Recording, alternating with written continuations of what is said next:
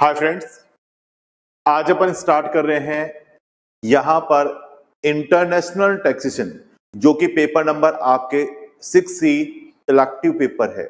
और इसके अंदर जो भी आपके स्टैट्यूटरी अपडेट हैं और जो केस स्टडी आई है, स्टैट्यूटरी अपडेट और जो केस स्टडी आपके आई हैं, उनको हम यहां पर आपके साथ डिस्कस करेंगे। तो यहां पर मैं स्टार्ट कर रहा हूं इलेक्टिव पेपर नंबर 6C। जिनके पास इंटरनेशनल टैक्सेशन का पेपर है, उनके लिए यहां हमारे सी इंस्टीट्यूट ने यहां पर 30 अप्रैल 2021 तक जो स्टैट्यूटरी अपडेट दिए गए हैं, उनको अपन यहां पर कंसीडर करते हुए लेके चलेंगे। यानी कब तक? जो कि नवंबर 2021, जो कि एग्जाम अब होने वाला है दिसंबर में, तो उनके लिए up to 30th of April 2021 relevant for the November 2021 examination but not covered in October 2020 edition of study material। तो इसके लिए हमारे से इंस्टीट्यूट ने आपके जो स्टैट्यूटरी अपडेट दिए गए हैं, हम उनके साथ यहां पर आपकी स्टडी करके चलेंगे। तो इंटरनेशनल के अंदर जो आपके 9 चैप्टर है, उनमें केवल एक ही चैप्टर में आपके स्टैट्यूटरी अपडेट आया है, वो है ट्रांसफर प्राइसिंग, जो कि अपन बात करें चैप्टर नंबर 1 ट्रांसफर प्राइसिंग। और आपको पता है कि ट्रांसफर प्राइसिंग के अंदर अपन ने देखा कि यहां आपको सीबीसी कंट्री बाय कंट्री की आपको रिपोर्टिंग, जो मल्टीनेशनल कंपनी होती है, तो वहां पर सीबीसी रिपोर्ट आपको फर्निश करनी होती है, जिनका टर्नओवर 5500 करोड़ होता है। वो लिमिट बढ़ाकर आप कर दी है 6400। ये आपके लिमिट बढ़ाकर कर दी गई है। तो इसको एक तो ध्यान में रखना है, क्योंकि ये लिमिट इंक्रीज हुई है। और मैंने कहा जो भी स्टैट्यूटरी अपडेट आते हैं वो डियर आपके लिए इंपॉर्टेंट होते हैं। तो ज्यादा कोई स्टैट्यूटरी अपडेट नहीं है, आपके पास एक तो ये लिमिट इंक्रीज हुई है, उसको आपको ध्यान में रखने के लिए बताते हैं। तो अपन बात करते हैं amendment in rule 10DB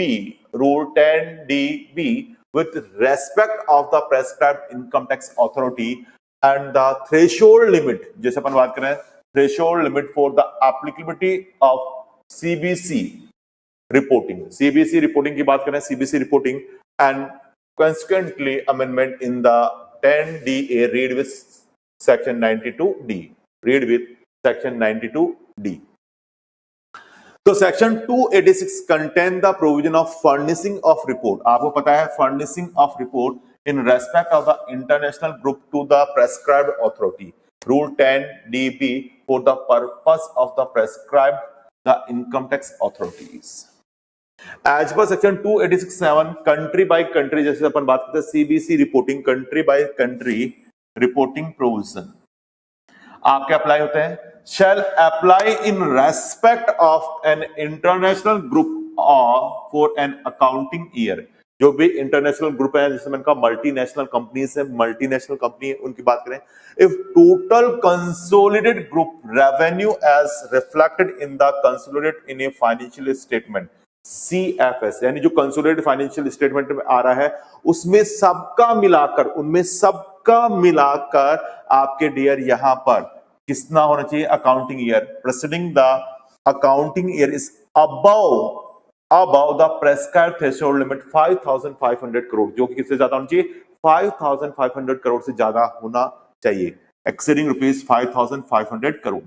this threshold limit has been increased from 5500 crore to 6400 crore. तो ये लिमिट आपके जो अब रेवेन्यू की अपन बात कर रहे हैं कि आपको सीबीसी रिपोर्टिंग फाइल करने की जो थ्रेशोल्ड लिमिट है, जो आपका थ्रेशोल्ड लिमिट है, वो बढ़कर अब हो गई है 6400 करोड़। तो ये हमारे इस केस में बताता है why this notification effective from 1 अप्रैल 2021, ये इसने कहा। तो एक बार वापस देख लेना, मैं वापस बात करता हूं। कंट्री बाय कंट्री रिपोर्टिंग की अपन ने बात की थी, country by country reporting CBC provision, जैसे मैंने कहा मल्टीनेशनल कंपनीज होती हैं, ग्रुप होती हैं, तो shall apply in respect of an international group for an accounting year if the total consideration consolidated group revenue, total consolidated सबका मिलाकर total consolidated group revenue as reflected in the consolidated financial statement CFS for the accounting year the preceding such accounting year is above 5500 crore, जो threshold press का limit थी। अब ये threshold limit has been increased 5500 crore से बढ़ाकर क्या कर दी गई? 6400 करोड़ कर दी गई, 6,400 करोड़ की ये आपके कर दी गई है। What the notation this one. अब इसी के साथ इन्होंने कहा क्या, पहले जो हम रिपोर्ट फाइल करते थे तो अब उन्होंने इसको रिपोर्ट को सबमिट करने के लिए अथॉरिटी, इनकम टैक्स अथॉरिटी में भी कहा कि अब आपको करनी होगी जॉइंट डायरेक्टर, आपके joint director as may be designated by the principal director general of income tax system के पास ये रिपोर्ट फाइल करनी होगी। तो इसने कहा the rule 10DB1 now provide that the income tax authority for the purpose of section 286 would be the joint director as may be designated by the principal director general of income tax system, principal director general of income tax या फिर director general of income tax system as case may be आपके इसमें बताता है, as case may भी अब इसको report file करने के लिए बताता है। तो ये आपके थोड़ा सा चेंजेस उन्होंने क्या किया, बाकी का ज्यादा कोई इसमें खास अमेंडमेंट नहीं है, तो ये चीज इसमें बताता है। Amendment in rule 10DA section 92D1 second provide the every person being constituent entity of an international group has to be keep and maintain the prescribed information document in respect of the international group. Section 92D4 provide that such information and document has to be furnished to the authority prescribed under section 286 जो कि अब change हो गई, authority का change करके कर दिया, the prescribed income tax authority under section 92D read with 10DA would be the joint director as may be joint director, इधर लिखो साहब, joint director may be designated by the principal director general of income tax system, principal director general of income tax को दे दी, या फिर director, मैंने कहा इज्जत देते हैं ना अपन प्रिंसिपल, और या फिर सिंपल वर्डों में बात करें director general of income tax system as may be इसने बता दिया गया है। Accordingly as per rule 10DA2 information and document shall be furnished in form number क्या है 3CEAA। देखो याद हो जाए तो ठीक है, ऑब्जेक्टिव के पॉइंट ऑफ व्यू से है, लेकिन ज्यादा कोई इतना इंपॉर्टेंट नहीं है, फिर भी आप फॉर्म नंबर ध्यान रखना चाहते हो तो फॉर्म नंबर क्या 3CEAA,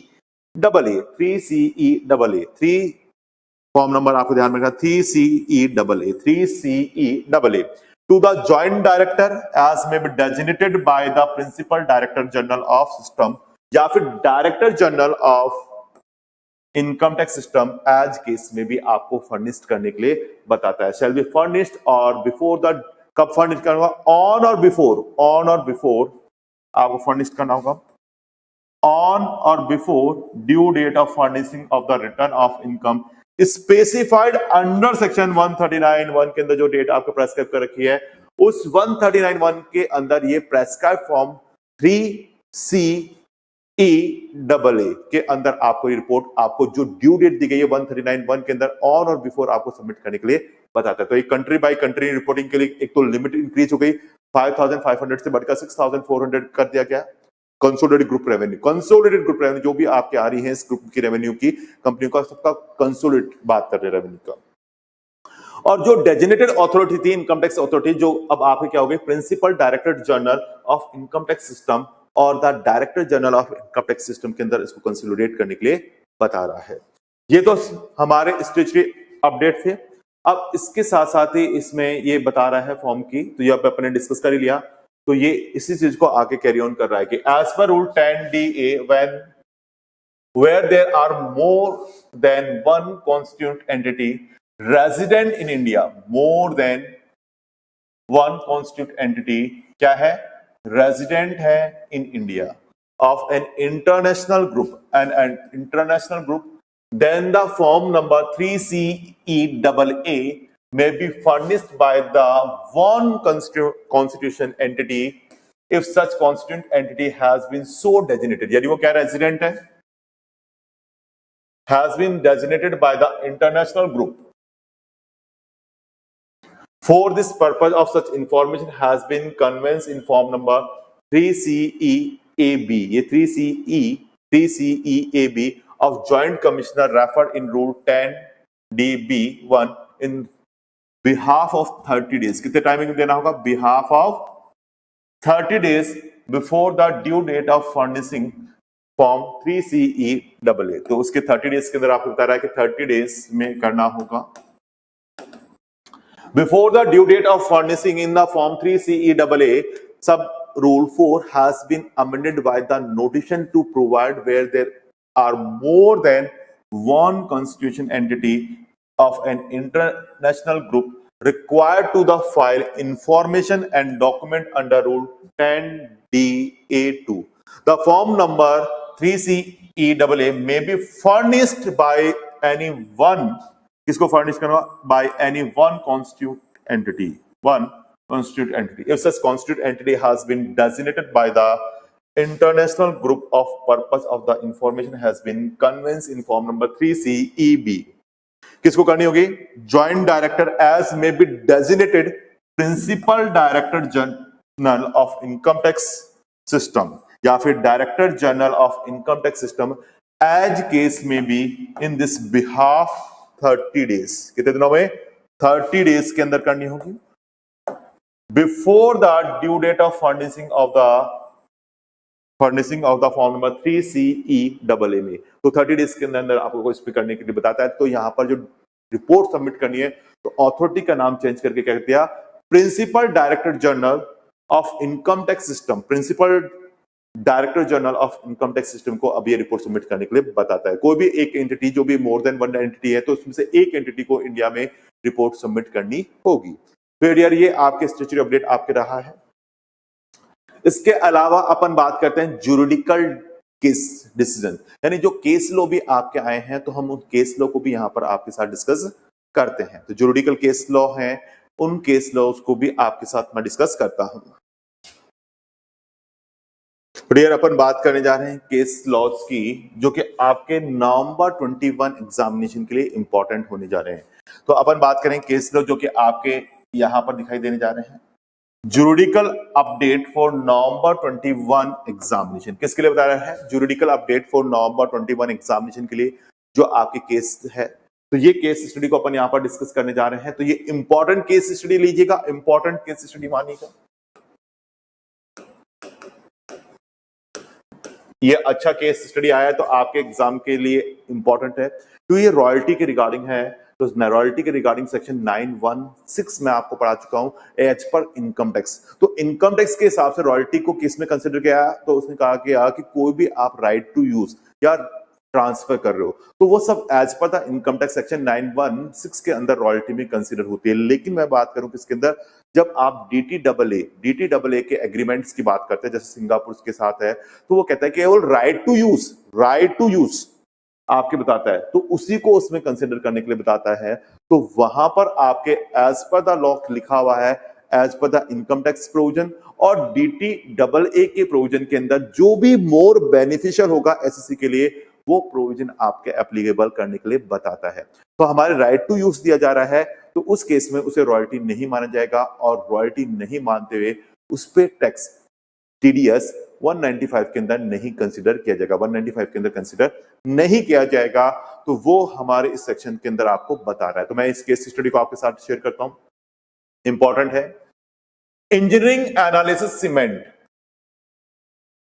engineering analysis centre of excellence private limited, जहां से देखा engineering analysis centre of excellence private limited CIT and another. तो ये आप क्या रहा है? Engineering analysis centre of excellence का केस है जिसके अंदर से कहा would the amount paid by resident, यानी कोई भी रेजिडेंट आपके अमाउंट पे कर रहा है, किसको? रेजिडेंट या फिर Indian end user. End user कौन है? इंडियन एंड यूजर है, या तो रेजिडेंट है या इंडियन एंड यूजर है। Distribute to non resident computer software manufacturer supply are consider the user resells of the computer software for the end user license agreement, जो कि लाइसेंस एग्रीमेंट के साथ बता रहा है, एंड यूजर लाइसेंस एग्रीमेंट के साथ बता रहा है। तो distribute the agreement by the consideration as payment of the royalty for use copyright in the computer software, copyright in the computer software, if yes it is liable for deduction of the tax source under section 195। तो क्या वो TDS deduct करने के लिए liable होगा? तो अपन को दोनों पॉइंट ऑफ व्यू के साथ इसको स्टडी करने के लिए बताता है, दोनों पॉइंटों के साथ इसको स्टडी करने के लिए बताता है। एक तो इनकम टैक्स के सेक्शन 916 के साथ और डीटीडब्ल्यूए के अंदर जो प्रोविजन दिया गया है उसके साथ। फिर अपन यह बात करें रॉयल्टी के लिए, पेमेंट ऑफ रॉयल्टी, तो क्या टीडीएस कटेगा या नहीं कटेगा? तो रॉयल्टी की डेफिनेशन को समझने की बात करते हैं।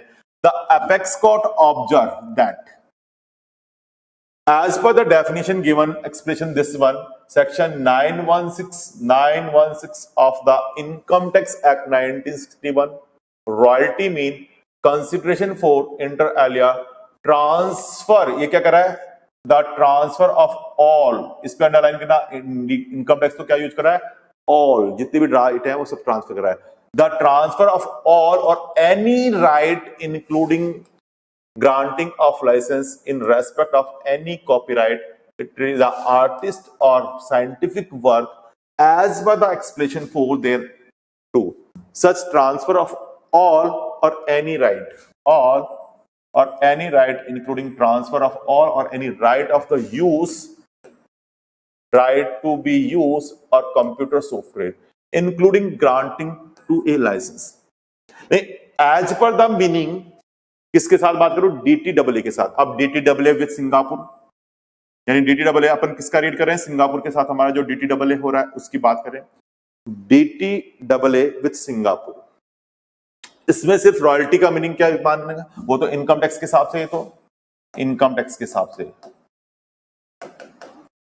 अंडर सेक्शन 916, और डीटीडब्ल्यूए के साथ इसने बताया गया meaning assign in the DTWA किसका है? सिंगापुर का बता रहे हैं। For example royalty meaning payment of any kind receive as a consideration the use of और any right to be use any copyright, right to be use, पहला कह रहा है यूज और फिर कह रहा है पहला द यूज और the right to be use any copyright of any artist scientific work. Meaning of royalty in India DTWA with other country like Australia. अब इसने कहा किस किस आपके डीटीडब्ल्यूए के एग्रीमेंट हो रखा है? ऑस्ट्रेलिया है, कनाडा है, फ्रांस है, इटली है, यूएसए है, नीदरलैंड है, स्वीडन है, ताइवान है, जापान है, चाइना है, etcetera. It's similar, it not identical, not identical, if not identical. The apex court observed the following four category of case in which the distribution agreement and user license agreement did not create any interest or right to such distribution or end user which would be amount to the use of the right to be use of any copyright. पहला first आ रहा है where the computer software is the purchase directly by an end user resident in India from a foreign non-resident supplier और manufacturer से। कोई भी resident है या Indian है जो कि नॉन रेजिडेंट से, जो कि नॉन रेजिडेंट या फॉरेनर से क्या परचेज कर रहा है? यहां पर आपके software, computer software is purchase directly, purchase कर रहा है directly by end user, end user के रूप में परचेज कर रहा है, resident in India from a foreign or non-resident supplier or manufacturer, where resident Indian companies acting as distributor, reseller, purchase computer software from foreign non-resident supplier, manufacturer, then resell the same to the resident Indian end user. तो ये चीज इसमें आ रहा है।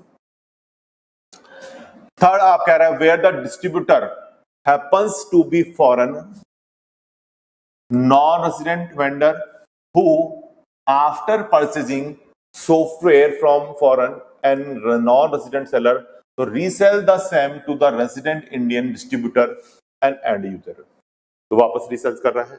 and the last fourth point is where computer software is affixed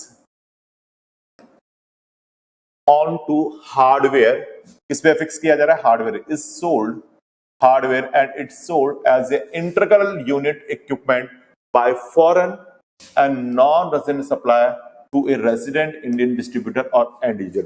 तो ये सीधा सीधा इसका मैंने आपको केस पढ़ाया था, आपको ध्यान होगा अल्काटेल ल्यूसेंट कनाडा का केस था, अल्काटेल ल्यूसेंट कनाडा का केस था, जिसके अंदर अपन ने कहा था हार्डवेयर के अंदर सॉफ्टवेयर इंटीग्रल पार्ट के रूप में काम कर रहा है, तो वो कोई सॉफ्टवेयर के लिए अमाउंट पे नहीं कर रहा, वो हार्डवेयर के लिए अमाउंट पे कर रहा है, तो डियर वो रॉयल्टी नहीं माना जाएगा और उस पे रॉयल्टी के प्रोविजन एप्लीकेबल नहीं होंगे, तो टीडीएस करने की रिक्वायरमेंट भी नहीं आएगी। ये चीज इस केस में बता रहा है। तो ये अल्काटेल ल्यूसेंट का भी मैं केस आपको बताऊंगा, उसके साथ कवर हो रहा है।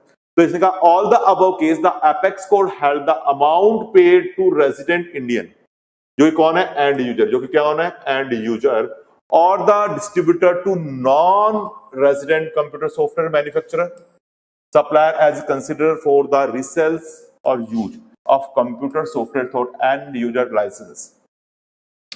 Distribution of an agreement is not royalty for a copyright of the computer software, तो not royalty, तो आपका क्या हो गया, not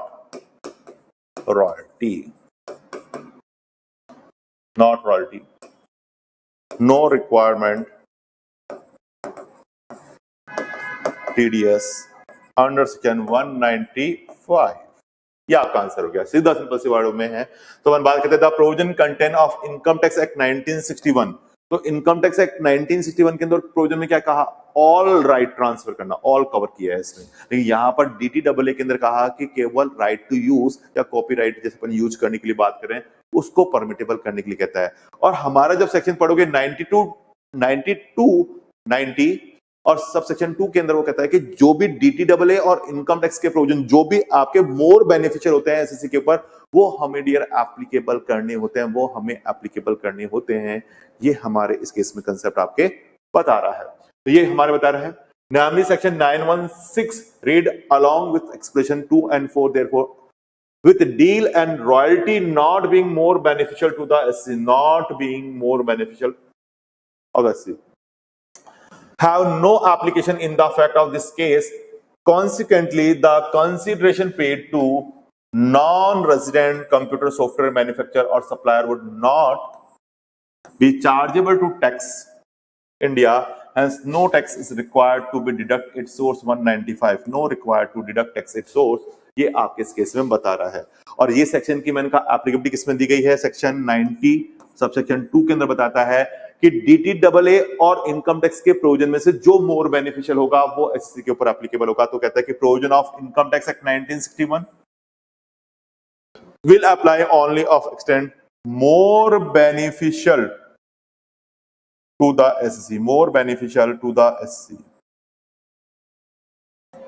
in case where India has entered into a DTAA with other country, in the case of since the provision of under section DTAA are more beneficial, the tax liability to the payment would be determined as per the meaning of the royalty assigned under section 9 under section this one। तो आपको बताता है कि DTAA और income tax के provision में से जो भी मोर बेनिफिशियल होंगे वो आपके इसके ऊपर एप्लीकेबल होने के लिए बताता है। तो आई थिंक आपको ये बात समझ में आ गई होगी। और मैंने कहा कि इस पॉइंट को अपन बात करते हैं इंटीग्रल पार्ट के अंदर जो आ रहा था, तो इसका केस आप देखोगे तो इजीली केस स्टडी आपके समझ में आ जाएगी।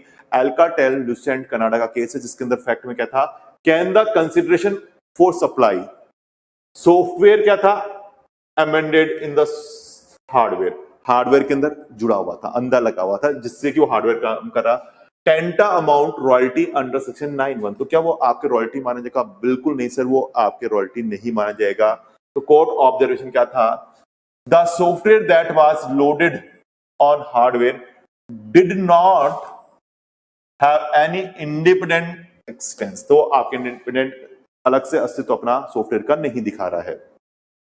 Software supply is the integral part of the GSM mobile telephone system, कि जो भी GSM मोबाइल के फोन आते हैं तो उनके अंदर वो software as a integral part के रूप में काम कर रहा है, जिससे कि वो हार्डवेयर वर्क कर सके। तो वो सॉफ्टवेयर को अलग से शो नहीं कर रहा, वो हार्डवेयर के साथ ही दिखाई दे रहा है। End use for the cellular operator for providing the cellular service to its customers, the could not be any independent use of such software. This software merely facilitates the functioning of the equipment and its integral part of the hardware. तो hardware का integrated part आपके इसमें दिखाई दे रहा है। where the payment is made, hardware in which the software is amended and the software does not have independent functional extents, no amount could be attributable to royalty. तो royalty नहीं माना जाएगा एज पर सेक्शन 916, तो वो royalty के रूप में consider नहीं किया जाएगा। तो ये डियर आपके इस केस में बताता है। तो जो आपके स्टैट्यूटरी अपडेट के अंदर जो यहाँ पर आपकी केस स्टडी भी अपडेट होके आई है वो भी मैंने आपके साथ शेयर कर ली गई है। अब इसके साथ साथ ही देखो इसके अंदर आपका जो सिलेबस कंटेंट है उसकी अपन यहाँ पर थोड़ा सा बात कर लेते हैं कि उसको आपको प्रायोरिटी के साथ किस तरह से यहाँ पर लेना रहेगा। देखो स्टूडेंट, इसमें अपन बात करते हैं कि आपको international taxation paper number 6C की जो तैयारी करनी है तो उसका वेटेज किस किस तरह से आपको कंसीडर करना है जिससे कि आपके एग्जाम के अंदर इनका बहुत अच्छी तरीके से पेपर कंप्लीट हो जाए। क्योंकि यहाँ पर आपको पता है पेपर को कंप्लीट करने के लिए 4 आवर्स का टाइम दिया गया है और यहाँ पर आपके स्टडी मटेरियल या बुक्स भी आप इसमें ले जा सकते हो।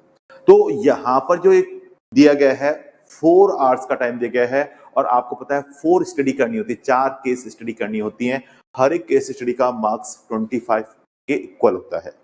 तो 5 केस स्टडी होती है, उनमें से आउट ऑफ द 5 उसमें से 4 केस स्टडी आपको करनी होती है। तो यानी एक केस स्टडी के लिए टाइम हो गया 1 आवर का। तो आप अपने आप को इस तरह से प्लान करोगे जिससे कि आपका फटाफट केस स्टडी की सॉल्व हो सकती है। और अपन यहाँ पर बात करें कि कौन कौन से चैप्टर को आपको, मैंने कहा कि यदि बात करें प्लानिंग की तो किस तरह से आप करोगे। जैसे अपन बात करें ट्रांसफर प्राइसिंग फर्स्ट चैप्टर है और वो काफी इंपॉर्टेंट है, इसमें से कुछ भी आ सकता है। तो आपको जो भी मैंने आपको पढ़ा रखा है पूरा डिटेल से आपको पढ़ना है, पूरा डिटेल से आपको पढ़ना है क्योंकि ट्रांसफर प्राइसिंग काफी इंपॉर्टेंट चैप्टर है। इसके बाद चैप्टर नंबर 2 आता है एनआर, नॉन रेजिडेंट टैक्सेशन। तो नॉन रेजिडेंट के जो भी मैंने आपको इंपॉर्टेंट सेक्शंस बता रखे हैं तो इन सेक्शंस पे आपको फोकस करना है। पॉइंट जैसे अपन बात करते हैं रेजिडेंशियल स्टेटस, और रेजिडेंशियल स्टेटस जो अपन बात करते हैं वो किसका देखना है, इंडिविजुअल का। पॉइंट ये किसके लिए हो गया, फॉर कंपनीज। ये किसके लिए हो गया जी, फॉर कंपनीज, कंपनी के पॉइंट हो गया। रेजिडेंशियल स्टेटस जो इंडिविजुअल के बात करते हैं। 44B आपके बताता है कि आपके कोई भी नॉन रेजिडेंट शिपिंग कंपनी है या एयरक्राफ्ट, में लिख देता हूं नॉन रेजिडेंट शिपिंग कंपनी या aircraft, non resident shipping company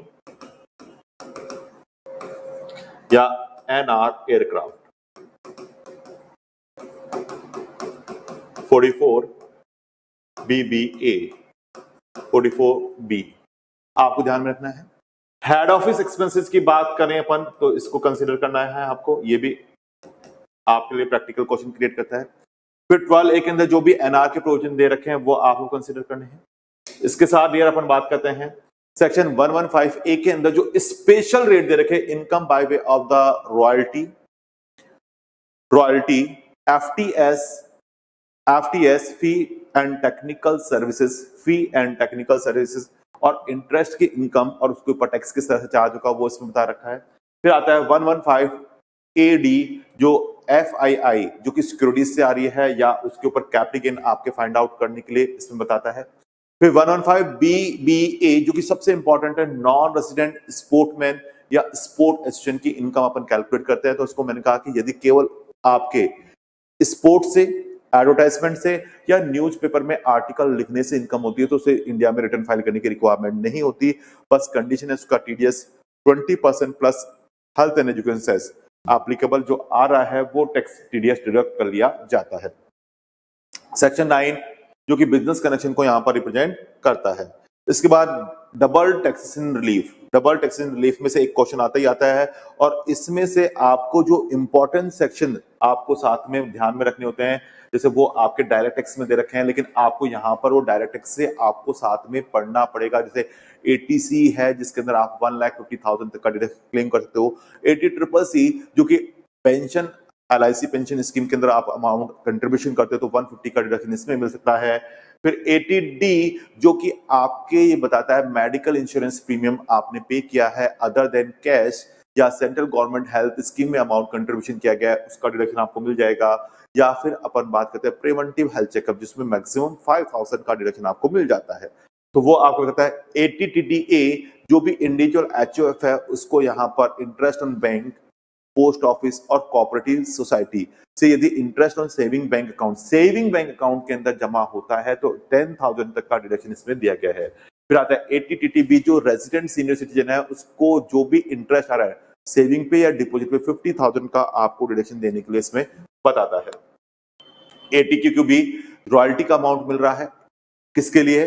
for आपके बुक्स लिख रहा है तो उसके लिए, जो प्रोफेशनल बुक लिख रहा है तो कॉपीराइट के लिए रॉयल्टी का अमाउंट मिल रहा है तो अप टू ₹3 लाख तक का डिडक्शन आपको मिल जाता है। एंड ATRRB जो पेटेंट के लिए कॉपीराइट का पैसा आपको मिल रहा है तो अप टू ₹3 लाख का डिडक्शन इसमें आपको अवेलेबल हो जाएगा।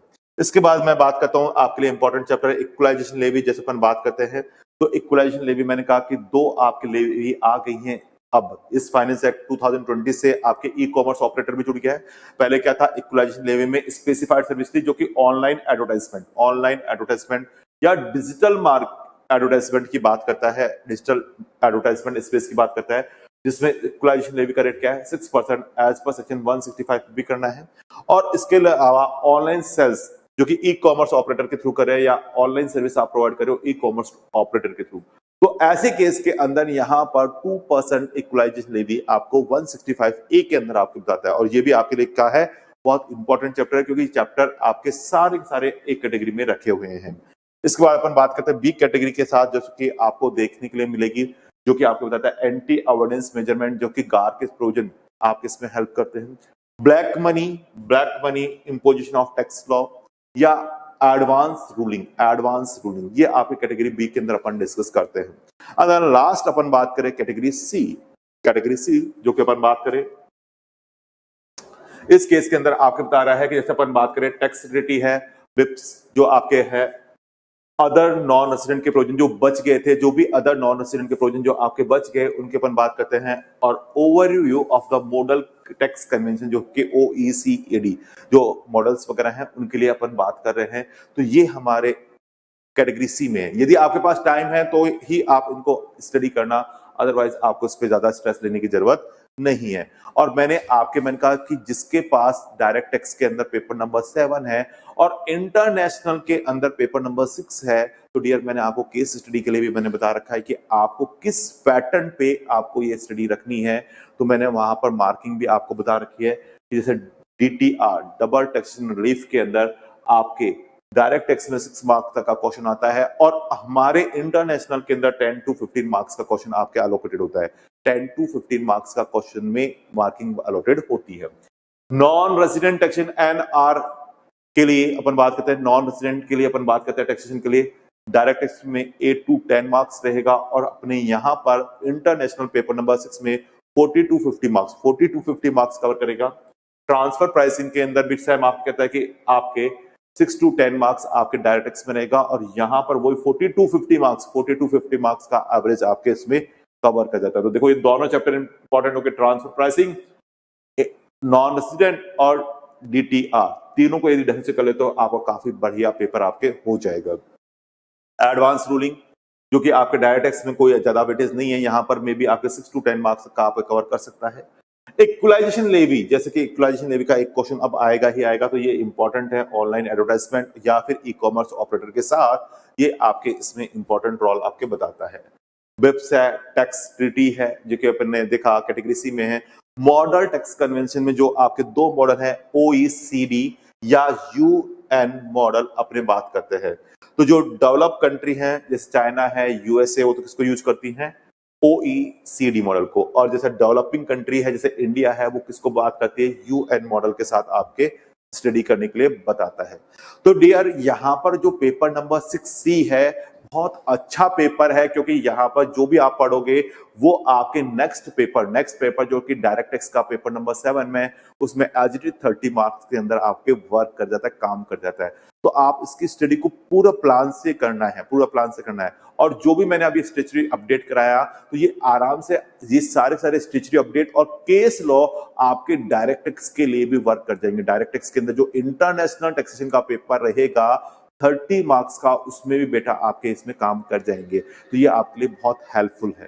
तो आज अपने जो स्टेचुरी अपडेट किए वो आपके लिए बहुत हेल्पफुल है क्योंकि एग्जाम के पॉइंट ऑफ व्यू से का CA इंस्टीट्यूट वही क्वेश्चन आपसे रिक्वायर्ड करता है जो कि आपके मॉड्यूल में दिए गए हैं।